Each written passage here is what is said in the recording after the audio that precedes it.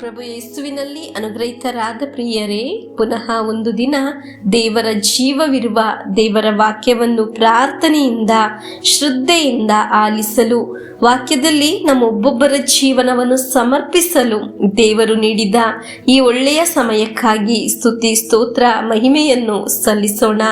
ಇಂದು ನಮ್ಮ ಮಕ್ಕಳಿಗಾಗಿ ಪ್ರಾರ್ಥಿಸುತ್ತಿರುವ 10 ದಿನದ ಅಂತ್ಯದ ದಿನವಾಗಿದೆ. ಒಳ್ಳೆಯ ಭೂಮಿಯಲ್ಲಿ ಬಿದ್ದ ಬೀಜದ ತರ ಈ ಮಕ್ಕಳ ಪ್ರಾರ್ಥನೆ ನಮ್ಮ ಮಕ್ಕಳ ಜೀವನದಲ್ಲಿ ಅದ್ಭುತ ಬದಲಾವಣೆ ಉಂಟಾಗುತ್ತದೆ. ಆಮೇನ್. ಒಂದು ಬೀಜ ಮೊಳಕೆ ಹೊಡೆಯಲು ಸೂರ್ಯನ ಪ್ರಕಾಶ, ನೀರು, ಗಾಳಿ, ಒಳ್ಳೆಯ ಮಣ್ಣು ಎಲ್ಲ ಬೇಕು. ಹೀಗೆ ದೇವರ ವಾಕ್ಯ ಆಲಿಸುವಾಗ ಒಳ್ಳೆಯ ನೆಲದ ಮೇಲೆ ಇದ್ದ ಹಾಗೆ ದೇವರ ವಾಕ್ಯ ಆಲಿಸಿ ಪ್ರಾರ್ಥಿಸುವಾಗ ನಿಮ್ಮ ಮಕ್ಕಳಿಗೆ ಬೇಕಾದ ಎಲ್ಲ ಅನುಗ್ರಹಗಳು, ಅಭಿಷೇಕಗಳು, ಆಶೀರ್ವಾದಗಳು ಈ ವಾಕ್ಯದಿಂದ ಕೃಪೆಯಾಗಿ ತುಂಬುತ್ತದೆ. ಆಮೇನ್. ಒಳ್ಳೆಯ ನೆಲದ ಮೇಲೆ ಬೀಜದ ತರ ಫಲ ನೀಡುತ್ತದೆ. ನಮಗೆ ಮಕ್ಕಳಿಗಾಗಿ ಪ್ರಾರ್ಥಿಸೋಣ. ಪ್ರಭುವೇ, ಈ ವಾಕ್ಯ ಆಲಿಸುವ ಒಂದು ಮಗು ಸಹ ನಷ್ಟವಾಗದ ರೀತಿ ರಕ್ಷಣೆಯನ್ನು ನೀಡಿರಿ. ಓದಲು ಕಷ್ಟವಿರುವ ಅನೇಕ ಮಕ್ಕಳಿದ್ದಾರೆ. ಪ್ರತ್ಯೇಕವಾಗಿ ಅವರಿಗಾಗಿ ಪ್ರಾರ್ಥಿಸುತ್ತೇವೆ. ಎಲ್ಲರೂ ಸಹ ವಿಜಯ ಹೊಂದಬೇಕು. ಮಕ್ಕಳು ತಂದೆ ತಾಯಿಯರಿಗೆ ಕಿರೀಟವಾಗಬೇಕು. ದೇವರ ವಾಕ್ಯವನ್ನು ಪ್ರತಿನಿತ್ಯ ಆಲಿಸಲು, ಭಾಗವಹಿಸಲು ಪವಿತ್ರಾತ್ಮರೇ ಇವರಿಗೆ ಸಹಾಯ ಮಾಡಿರಿ. ಆಮೇನ್. ರಕ್ಷಣೆಯ ಸಂತೋಷ ಅನುಭವಿಸಲು ಡೈಲಿ ಬ್ಲೆಸ್ಸಿಂಗ್ ಎಂಬ ವಚನ ಶುಶ್ರೂಷೆಯಲ್ಲಿ ಆಲಿಸುವ ದೇವರ ವಾಕ್ಯ ಕಾರಣವಾಗಲಿ. ಆಮೇನ್. ಅಲ್ಲೆಲುಯ್ಯ. ಈ ಶುಶ್ರೂಷೆಯಲ್ಲಿ ಭಾಗವಹಿಸುವ ನಿಮ್ಮೆಲ್ಲರನ್ನು ಸಮರ್ಪಿಸಿ ಪ್ರಾರ್ಥಿಸುತ್ತೇವೆ. ನಿಮ್ಮ ಅದ್ಭುತವಾದ ಶಕ್ತವಾದ ಕರ ಈ ವಾಕ್ಯ ಆಲಿಸುವ ಎಲ್ಲರನ್ನು ಸ್ಪರ್ಶಿಸಲಿ. ಆಮೇನ್. ನಮಗೆ ಪ್ರಾರ್ಥನೆಯಿಂದ, ನಿರೀಕ್ಷೆಯಿಂದ ದೇವರ ವಾಕ್ಯವನ್ನು ಆಲಿಸೋಣ. ಲೂಕನ ಶುಭ ಸಂದೇಶ 11ನೇ ಅಧ್ಯಾಯ 1ನೇ ವಾಕ್ಯವನ್ನು ಆಲಿಸೋಣ. ಒಮ್ಮೆ ಯೇಸುಸ್ವಾಮಿ ಒಂದು ಸ್ಥಳದಲ್ಲಿ ಪ್ರಾರ್ಥನೆ ಮಾಡುತ್ತಾ ಇದ್ದರು.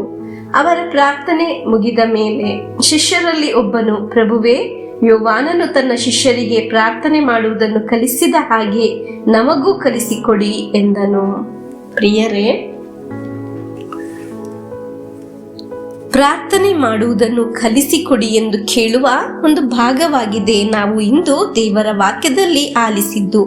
ಅನೇಕರಿಗೆ ಪ್ರಾರ್ಥನೆ ಎಂದರೆ ಸಾಕು, ಓಡಿ ಹೋಗುತ್ತಾರೆ. ಆ ಸಮಯದಲ್ಲಿ ಅವರಿಗೆ ಎಲ್ಲ ಕೆಲಸವೂ ಜೋರು, ನಿದ್ರೆ ಸಹ ಜೋರು. ಆದರೆ ಶಿಷ್ಯರು ಪ್ರಾರ್ಥಿಸಲು ಕಲಿಸಿಕೊಡಿ ಎಂದು ಕೇಳುತ್ತಾರೆ. ಯೇಸುಸ್ವಾಮಿ ಪ್ರಾರ್ಥಿಸುವುದನ್ನು, ಅದ್ಭುತ ಮಾಡುವುದನ್ನು ಶಿಷ್ಯರು ನೋಡಿದ್ದರು. ಆದರೆ ಶಿಷ್ಯರು ಯಾಕೆ ಅದ್ಭುತ ಮಾಡಲು ಕಲಿಸಿರಿ ಎಂದು ಕೇಳದೆ ಪ್ರಾರ್ಥಿಸಲು ಕಲಿಸಿರಿ ಎಂದು ಕೇಳಿದರು.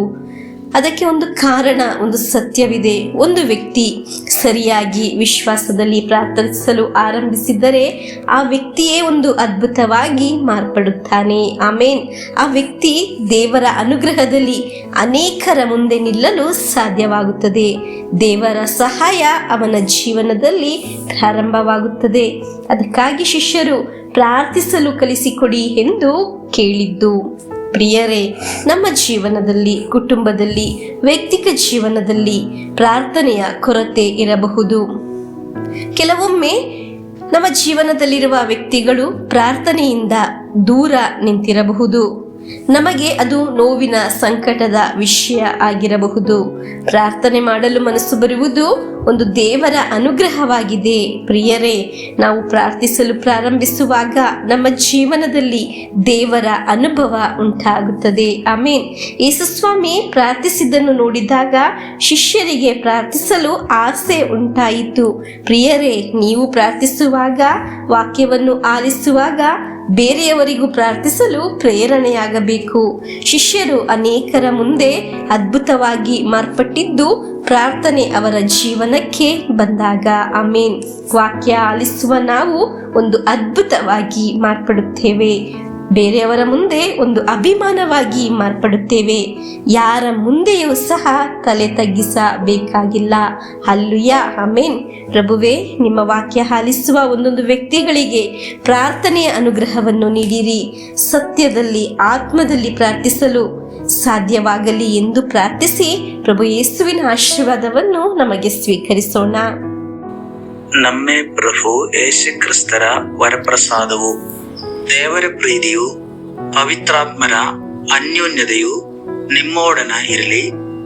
ರೋಗದಿಂದ, ಅಪಘಾತದಿಂದ, ವಂಚನೆಯಿಂದ, ನಿರಾಶೆಯಿಂದ ಸ್ವರ್ಗದ ದೇವರು ನಿಮ್ಮನ್ನು ಅದ್ಭುತವಾಗಿ ಸಂರಕ್ಷಿಸಲಿ. ದೀರ್ಘಾಯುಸ್ಸು, ಆರೋಗ್ಯ, ಸಮಾಧಾನ, ಸಂತೋಷ ಉಂಟಾಗಲಿ. ಪಿತನ, ಸುತನ, ಪವಿತ್ರಾತ್ಮರ ನಾಮದಲ್ಲಿ ಆಮೆನ್.